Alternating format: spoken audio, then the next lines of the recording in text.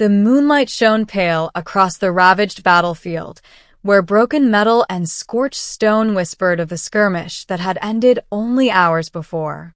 Among the wreckage lay a young alien girl, her skin faintly iridescent, her wrists rubbed raw where heavy chains bound them.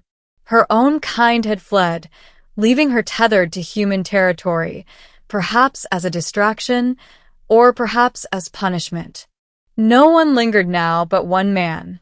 Daniel Keller, a weary scout sent to comb the ruins, nearly walked past her. His orders were simple: recover salvage, report threats. But then he saw her, slumped, barely conscious, trembling against the cold. She wasn't an enemy soldier clad in armor. She was just a girl. The chains that bound her were not human make. They glowed faintly with alien sigils, each one pulsing like a cruel reminder of ownership. Daniel crouched, his rifle slung but ready. "Can you understand me?" he asked, his voice low. The girl stirred. Her large, luminous eyes fluttered open, startling in their color, like molten silver. She rasped something in her language, a sound halfway between song and whisper. Her lips formed words she couldn't fully voice, but the plea was obvious.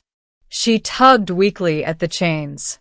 "Abandoned," Daniel murmured, realization sinking in. Her companions had chained her and fled. He hesitated.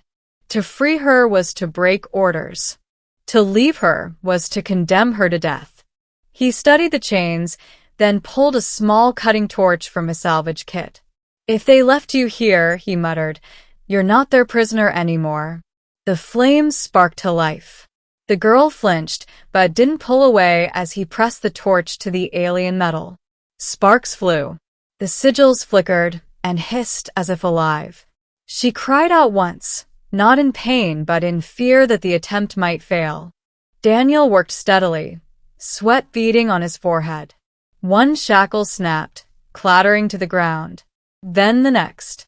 The girl gasped, rubbing her freed wrists, staring at him with disbelief. "You're free," Daniel said softly. She swayed, then reached forward and touched his chest, just a light brush with trembling fingers. Her eyes glistened, reflecting gratitude so raw that Daniel felt his throat tighten. He understood then.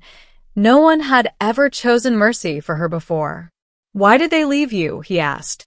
She lowered her gaze, murmuring halting words in broken human speech. "Weak, useless. Burden." Daniel's jaw clenched. She wasn't a soldier, wasn't a threat, just someone her people had discarded when convenience demanded it. He slid his rifle back across his shoulder. "Then they don't deserve you." Her gaze lifted, startled, as if she'd never heard such words. Slowly, she rose, unsteady, and Daniel offered his hand. After a moment's hesitation, she took it. Her skin was warm, fragile, yet the grip tightened with a will that refused to fade despite everything. They walked from the battlefield together, the chains lying broken in the dust behind them. As dawn lit the horizon, Daniel glanced at her. She still clutched his hand, unwilling to let go, as if fearing he too would abandon her. "Don't worry," he said quietly. "You're not alone anymore." Her silver eyes met his, and for the first time since being left in the dark, she allowed herself to believe it.